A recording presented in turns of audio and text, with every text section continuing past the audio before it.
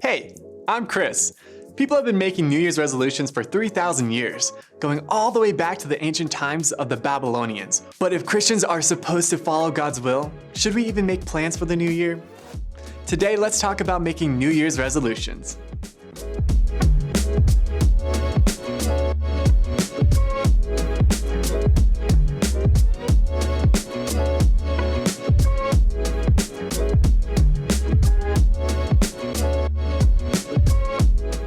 The Bible doesn't forbid us from making goals and plans for the upcoming year. And New Year's Day is a great opportunity to start making positive changes for your life. Planning for the future is actually a wise move. But we can do it anytime. Shocker, right? There's no difference whatsoever between 11:59 p.m. on December 31st and midnight on January 1st.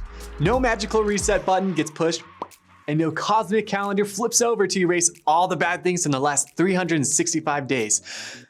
I know, bummer. As we make our plans, we do need to be aware that God may change those plans. James 4:13-17 gives an example of two men who made plans to go to a city and make money. But James says their attitude was one of arrogance, that they should have said, "If the Lord wills, we will live and do this or that." Making sure our hearts are set on following God's will is super important as we make our plans. Proverbs 16:9 says, "The heart of man plans his way, but the Lord establishes his steps." If God changes things, we can rest assured that it'll be for the best. When making New Year's resolutions, examine your motivations and determine if your goal is wise and God-focused. Follow through as best as you can.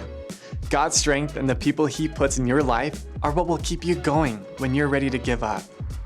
412teens.org is dedicated to encouraging teens and sharing pearls of biblical truth in a sea of spiritual sludge.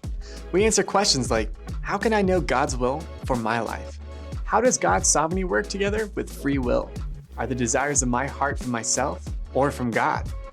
If you like this video, give it a thumbs up and subscribe.